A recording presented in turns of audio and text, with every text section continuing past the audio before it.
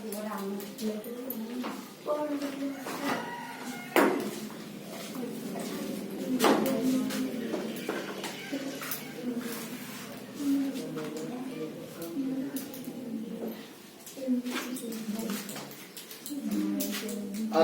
की मृत्यु कब हुई? औरंगजेब की मृत्यु कब हुई? 1707 में। और कितना 11वीं शताब्दी के आसपास से व्यापार शुरुआत हुआ। लाल सागर से होते हुए। कौन सागर से होते हुए? हम लोग का ये जो लाल सागर पड़ता है, लाल सागर और अदन की खाड़ी, लाल सागर और अदन की खाड़ी, सऊदी अरब और सूडान और मिस्र और सीरिया, ये सब के जो बीच में जो यहाँ सागर है, इसको लाल सागर के नाम से जाना जाता है। कौन सागर? अरे यहाँ देखो काला सागर ऊपर में है। काला सागर पूछेगा कि काला सागर कहाँ पड़ता है? तुर्की के ऊपर में, तुर्की के उत्तर दिशा में। कौन सा दिशा में? ये काला सागर, यहाँ है लाल सागर। लाल सागर पूछेगा तो सऊदी के पश्चिम में, सऊदी अरब के पश्चिम में। लाल सागर सऊदी अरब के पश्चिम में। तो 15वीं शताब्दी के आसपास यूरोप के व्यापारियों ने लाल सागर से होते हुए, कौन सागर से होते हुए? स्थल मार्ग से भारत आना शुरू किया। स्थल मार्ग से भारत आना शुरू किया, लेकिन इसमें उन्हें अनेक कठिनाइयों का सामना करना पड़ता था। अनेक कठिनाइयों का सामना करना पड़ता था। आगे देखो क्या दिया हुआ है। स्थल मार्ग से यूरोप तक, स्थल मार्ग से यूरोप का, यहाँ पर यूरोप तक माल पहुंचाने में काफी अधिक पहुंचाने में समय काफी अधिक लगता था। समय काफी अधिक लगता था और सस्ते में लूट जाने का भय सदा बना रहता। रास्ते में लूट जाने का भय, रास्ते में लूट जाने का भय हमेशा बना रहता था। हमेशा रहता था ना बाबू कि जब यहाँ से लेके जाता था यूरोप वाले लोग सामान, तो रास्ते में सऊदी अरब, यहाँ मिस्र, ये सब के जो लोग थे, तुर्की उर्की के जो लोग थे, तो यहाँ का सामान जहाज से लूट लेते थे। जहाज को क्या करते थे? लूट लेते थे। हमेशा भय बना रहता था, हमेशा भय बना रहता था। अब बहुत से स्थानों पर उन्हें चुंगी कर भी देना पड़ता था। और बहुत से चुंगी कर मतलब टैक्स, चुंगी कर मतलब टैक्स, टैक्स भी क्या करना पड़ता था? देना पड़ता था। इसके अतिरिक्त अरब के व्यापारी समूह, अरब के व्यापारी समूह मतलब सऊदी अरब के व्यापारी समूह। कौन सा अरब के? सऊदी अरब के व्यापारी समूह। उनके लिए तमाम तरह की मुश्किलें खड़ी करते थे। मुश्किलें खड़ी करते थे। मुश्किलें क्या करते थे? खड़ी करते थे। मतलब जब यूरोप वाले लोग यहाँ से सामान खरीदते थे तब उसको डिस्टर्ब करते थे। क्या करते थे? सऊदी वाले डिस्टर्ब करते थे। इसलिए यूरोप के व्यापारियों के लिए यह जरूरी हो गया था कि वे एशिया और भारत के लिए, एशिया और भारत के लिए एक ऐसे रास्ते की खोज करें जिसमें ये सारी मुश्किलें ना हो, जिसमें ये सारी मुश्किलें ना हो। मतलब कि हम एक स्थान से दूसरे स्थान तक जाते हैं, हमको उसमें छेड़छाड़ किया जाता है, सामान लूट लिया जाता है, लड़ाई झगड़ा किया जाता है, मारा पीटी किया जाता है, तब क्या करेंगे? कोई रास्ता ढूंढेंगे कि नहीं ढूंढेंगे? तो उसी प्रकार से यूरोप वाले लोग अब सोचे कि हमें इस रास्ते से जाते हैं तो हमें लूट लिया जाता है, टैक्स लगाया जाता है, डिस्टर्ब किया जाता है, इसलिए हमें कोई अलग रास्ता का खोज करना पड़ेगा। अलग रास्ता की खोज करना पड़ेगा। कहाँ वाले लोग सोचे? लोग, ताकि उस रास्ता में कोई भी मुश्किल नहीं हो। आपने कक्षा 7 में पढ़ा है कि इस दिशा में सर्वप्रथम सफलता पुर्तगाल के नाविकों को मिली। पुर्तगाल के नाविकों को, कहाँ के नाविकों को? पुर्तगाल के नाविकों को। पुर्तगाल देखो कहाँ होगा? पुर्तगाल यहाँ है। पुर्तगाल यहाँ, ये भी यूरोप का ही अंग है। यूरोप महादेश के अंतर्गत पुर्तगाल आता है। पुर्तगाल, स्पेन, फ्रांस, स्कॉटलैंड, इंग्लैंड, ये सब, नॉर्वे, ये सब फिनलैंड, ये सब जो देश है सब पुर्तगाल के अंतर्गत आते हैं। किसके अंतर्गत आते हैं? पुर्तगाल के अंतर्गत। इसमें दिया हुआ है किताब में कि सर्वप्रथम पुर्तगाल के नाविक, कहाँ के नाविक? पुर्तगाल के नाविक। पुर्तगाल के नाविक, पुर्तगाल के नाविक को मिले। इसका नाम था वास्को डी गामा।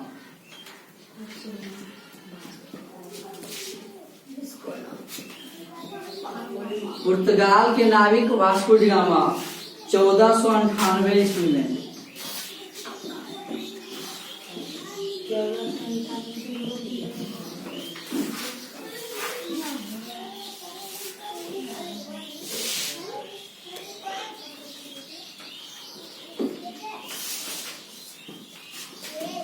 पुर्तगाल के नाविक वास्को डी गामा 1498 ईस्वी में, 1498 ईस्वी में यूरोप से होकर अफ्रीका का चक्कर लगाता हुआ, यूरोप से होकर, कहाँ से? यूरोप से होकर, अफ्रीका नीचे, ये क्या है? अफ्रीका। ये अफ्रीका महादेश है। ये कौन सा महादेश है? अफ्रीका। अफ्रीका महादेश है। यूरोप से होकर अफ्रीका का चक्कर लगाते हुए, अफ्रीका का चक्कर लगाते हुए भारत पहुंचा। क्या किया? भारत पहुंचा। यहाँ से ये देखो, यहाँ से चक्कर लगाते हुए लाल कलम से देखो रास्ता दिखा रहे हैं, इस रास्ता से पहुंचा था। इस रास्ता से भारत पहुंचा। कहाँ पहुंचा? भारत पहुंचा। यूरोप से अफ्रीका होते हुए पुर्तगाल ने 1498 ईस्वी में, पुर्तगाल कौन? पुर्तगाल के नाविक वास्को डी गामा, पुर्तगाल के नाविक कब? 1498 ईस्वी में यूरोप से होकर अफ्रीका का चक्कर लगाता हुआ उत्तमांसा अंतरिप के मार्ग से, उत्तमांसा अंतरिप, कौन सा अंतरिप? उत्तमांसा अंतरिप, इंग्लिश में कहते हैं केप ऑफ,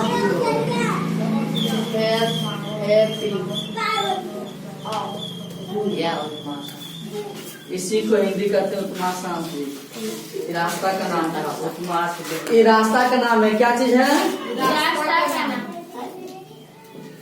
यही रास्ता से केप ऑफ गुड होप उत्तमांसा अंतरिप से होकर भारत पहुंचा। भारत के पश्चिमी तट स्थित कालीकट बंदरगाह पर पहुंचा। कौन सा बंदरगाह? कालीकट बंदरगाह। कौन सा बंदरगाह? कालीकट बंदरगाह। कौन सा बंदरगाह? कालीकट बंदरगाह पर पहुंचा। कालीकट के शासक ने वास्को डी गामा को अपने यहाँ व्यापार करने की अनुमति एवं सुविधा दी। अनुमति एवं सुविधा दी। कहाँ के शासक? कालीकट के शासक। कालीकट केरल में पड़ता है। कालीकट कहाँ पड़ता है? केरल में। वहाँ के शासक ने वास्को डी गामा को बोला कि आप यहाँ से व्यापार कर सकते हैं, आप यहाँ से व्यापार कर सकते हैं। अनुमति दे दिया, सुविधा दे दिया, वहाँ से फैसिलिटी प्राप्त हो गया कि आप यहाँ से व्यापार कर सकते हैं। वास्को डी गामा भारत से गरम मसालों को लेकर, कैसा मसाला? गरम मसाला को लेकर वापस लौटा। उसे बेचकर यात्रा पर हुए खर्च से 60 गुना लाभ हुआ। कितना गुना लाभ हुआ? 60 गुना लाभ हुआ। कितना गुना लाभ? 60 गुना लाभ हुआ।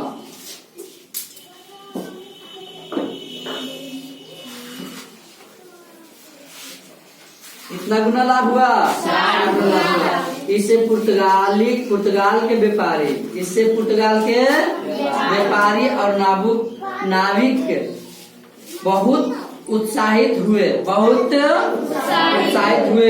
और उनका भारत आने का सिलसिला शुरू हो गया। भारत आने का सिलसिला शुरू हो गया बाबू। इसलिए गरम मसाला खरीदता था क्योंकि ये सब ठंडा प्रदेश पाया जाता है। कैसा प्रदेश? ठंडा प्रदेश। इधर गर्म प्रदेश होता है क्योंकि विषुवतीय रेखा पर होता है, इसलिए सबसे ज्यादा सूर्य ज्यादा पड़ता है, इसलिए ज्यादा गर्मी पड़ती है। इधर सूर्य की किरण बहुत कम पड़ती है, इसलिए ठंडा प्रदेश कहा जाता है। कौन सा प्रदेश? ठंडा प्रदेश। इसे देखोगे उत्तरी अमेरिका के लोग बहुत गोरा गोरा देखने में लगेंगे आपको। स्विट्जरलैंड, नॉर्वे, फिनलैंड, यूरोप में इंग्लैंड, ये सब का जो व्यक्ति रहता है बहुत गोरा गोरा रहता है। क्या रहता है? बहुत गोरा गोरा रहता है। हम लोग देखते थे कहते हैं वाह बहुत सुंदर आदमी है, लेकिन सुंदर इसलिए होता है क्योंकि धूप नहीं पाया जाता, धूप नहीं लगेगा तो उसका चेहरा भी काला नहीं होगा। इसलिए वहाँ से यहाँ के लोग यहाँ से गरम मसाला खरीदते थे। क्या खरीदते थे? मसाला मर खरीदते थे। यहाँ से 1 रुपया में खरीदते थे, 61 रुपया में बेचते थे। क्या रुपया लाभ हुआ? 60 रुपया। इसीलिए उसको 60 गुना लाभ हुआ। कितना गुना लाभ हुआ? 60। और जो व्यक्ति को जहाँ कहीं भी लाभ होगा तो वहाँ जाएगा कि नहीं खरीदने के लिए, तो इसीलिए आने का सिलसिला शुरू हो गया। आगे चलकर पुर्तगाली व्यापारियों ने भारत में कालीकट, गोवा देखो यहाँ कालीकट है केरल में, उसके नीचे गोवा, दमन दीव इधर गुजरात तरफ दमन दीव है, हुगली के हुगली इधर देखो कलकत्ता तरफ आ जाओ। हुगली के बंदरगाहों में अपनी व्यापारिक कोठियां स्थापित की। मतलब यहाँ अपना अपना कोठी स्थापित किया। क्या स्थापित किया? कोठी। कोठी मतलब गल्ला रखे वाला नहीं, चावल गेहूँ रखे वाला नहीं। कोठी मतलब एक छोटा सा घर बनाया, उसी में मसाला रखता था, नाव से आता था, उसको लोड करता था और अपना देश में ले आके बेचता था। क्या करता था? बेचता था। छोटा छोटा जो घर बनाया था उसी को कोठी के नाम से जाना जाता है।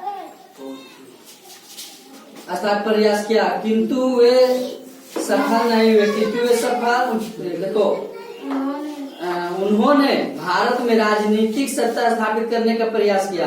राजनीतिक सत्ता पहले तो व्यापार करने के लिए आया था, अब शासन करने के लिए सोच लिया। क्या सोच लिया? शासन करने के लिए सोच लिया। प्रयास भी किया किंतु लेकिन सफल नहीं हुआ। आगे है आप भारत में मिलने वाले गरम मसालों की सूची बना। भारत में पुर्तगाली व्यापारियों की सफलता ने यूरोप के दूसरे देशों के व्यापारियों को, यूरोप के दूसरे देशों के व्यापारियों को, यूरोप में एक ही देश है, खाली पुर्तगाल था नहीं बहुत सारा देश है। तो क्या हुआ कि यूरोप के दूसरे देशों के व्यापारियों को उत्साहित किया और वे भी उसी रास्ते से भारत आने लगे और वो भी इसी रास्ते से भारत आने लगे। इस तरह यूरोप के कई देशों, भारत तथा एशिया, भारत तथा एशिया, भारत कौन सा महादेश में पड़ता है? एशिया। और पुर्तगाल, स्पेन, फ्रांस ये सब कौन महादेश में? यूरोप। सब तो तेज हो जाइए। अन्य भागों से व्यापार करने के लिए व्यापारिक कंपनियां स्थापित की गई। इनमें पुर्तगाल के अलावे हॉलैंड और इंग्लैंड, स्कॉटलैंड, हॉलैंड बताए थे। फ्रांस देखो यहाँ है फ्रांस, डेनमार्क बताए थे, डेनमार्क यहाँ, फ्रांस, डेनमार्क, इंग्लैंड और हॉलैंड। उसके बाद देखो प्रमुख फ्रांस डेनमार्क की प्रमुख कंपनियां थी। इन्हीं कंपनियों में से एक कंपनी ने आगे चलकर हमारे देश की बागडोर अपने हाथ में ले ली। देखो क्या हुआ, ये जो इंग्लैंड, हॉलैंड, फ्रांस, डेनमार्क ये सब की जो कंपनियां थी, इन्हीं सब कंपनियों में से एक कंपनी, एक देश की कंपनी, कितने देश की कंपनी? एक देश की कंपनी हमारे भारत देश की जो शासन व्यवस्था थी अपने हाथों में ले लिया। क्या कर लिया? अपने हाथों में ले लिया। और इतना ही नहीं, इसने हमारे देश पर करीब 200 वर्षों तक शासन किया। कितना वर्षों तक शासन किया? 200 वर्षों तक।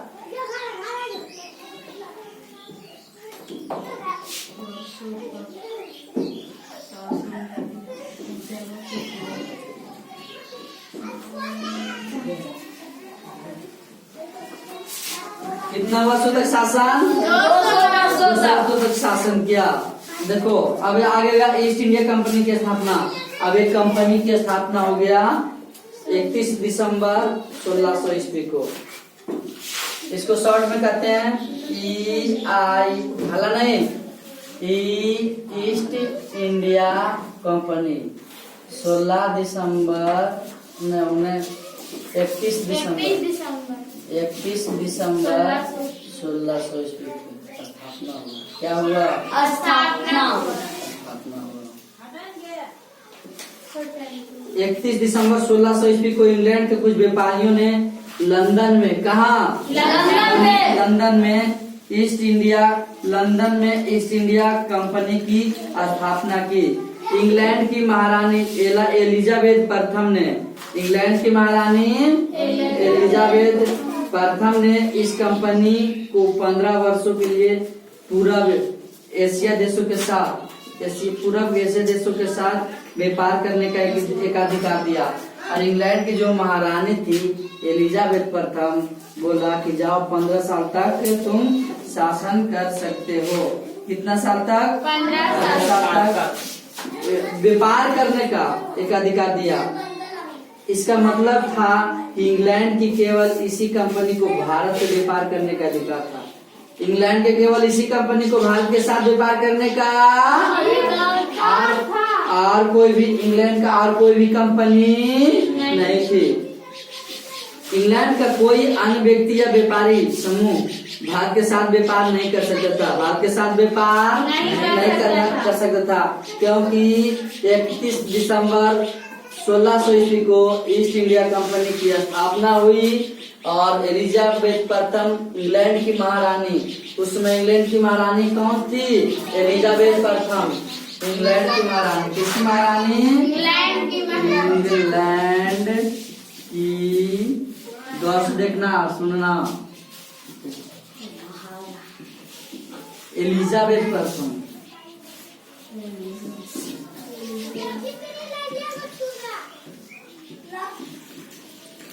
इंग्लैंड की महारानी एलिजाबेथ प्रथम। एलिजाबेथ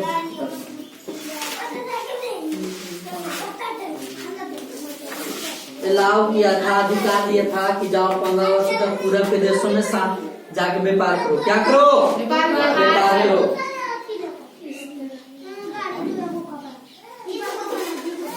इसका मत कहाँ है?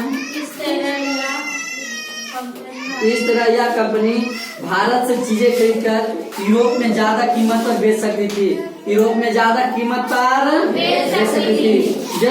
लेकिन जरा सोचिए, क्या ईस्ट इंडिया कंपनी को चुनौती देने वाली अन्य दूसरी यूरोपीय कंपनियां नहीं थी? पुर्तगाल तो पहले से ही भारत के साथ व्यापार कर लाभान्वित हो रहा था। पुर्तगाल क्या था? जब ईस्ट इंडिया कंपनी की स्थापना नहीं हुआ था तब पुर्तगाल से यात्री क्या 1498 ईस्वी में लग गया था, केप गुड होप की खोज किया था।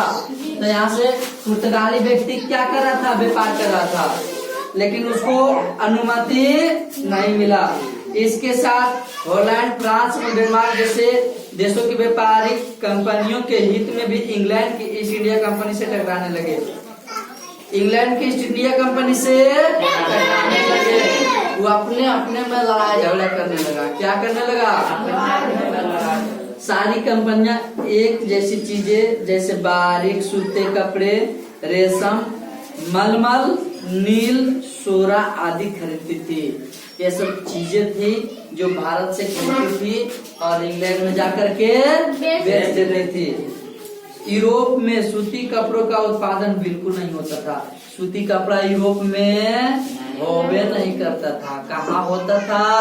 भारत में, यानी एशिया में, एशियाई देशों में। वहाँ सूती कपड़ों का उपयोग गर्मियों में किया जाता था तथा ऊनी वस्त्रों के अंदर अस्तर के रूप में जाड़ों में भी किया जाता था। इससे ऊनी कपड़े पहनने में ज्यादा मुलायम और आरामदेह हो जाते थे। पूरे यूरोप में भारत के मसालों की बहुत ज्यादा मांग थी। पूरे यूरोप में, कैसा यूरोप में? पूरे यूरोप में। कितना यूरोप में? पूरे यूरोप में। भारत के मसालों की, किसकी मसालों की? भारत की मसालों की बहुत ज्यादा मांग थी। ठंडा प्रदेश होने के कारण यूरोप के लोगों के भोजन में मांस का उपयोग काफी होता था। मांस का उपयोग काफी, क्योंकि इधर ठंडा प्रदेश पाया जाता है, हम लोग मांस बहुत ज्यादा खाते थे। मांस बहुत, और जब मांस खाएंगे तो उसमें क्या चीज ज्यादा लगेगा? मसाला। क्या लगेगा? मसाला का जरूरत पड़ेगा तो केकर घर दौड़ेगा? हमारे के घर भारत। कहाँ? भारत। उसके पास मसाला नहीं था। हम लोग के पास कटोरा लेकर के आता था, दे दीजिए। जिसे स्वादिष्ट बनाने के लिए तथा मांस को लंबे समय तक उपयोग में लाए जाने योग्य बनाए रखने के लिए इन मसालों का उपयोग किया जाता था। जाड़े के मौसम की भयानक सर्दी में केवल इन्हीं साधनों का प्रयोग कर यूरोप के लोग मांस खा सकते थे। यूरोप के लोग मांस खा सकते थे।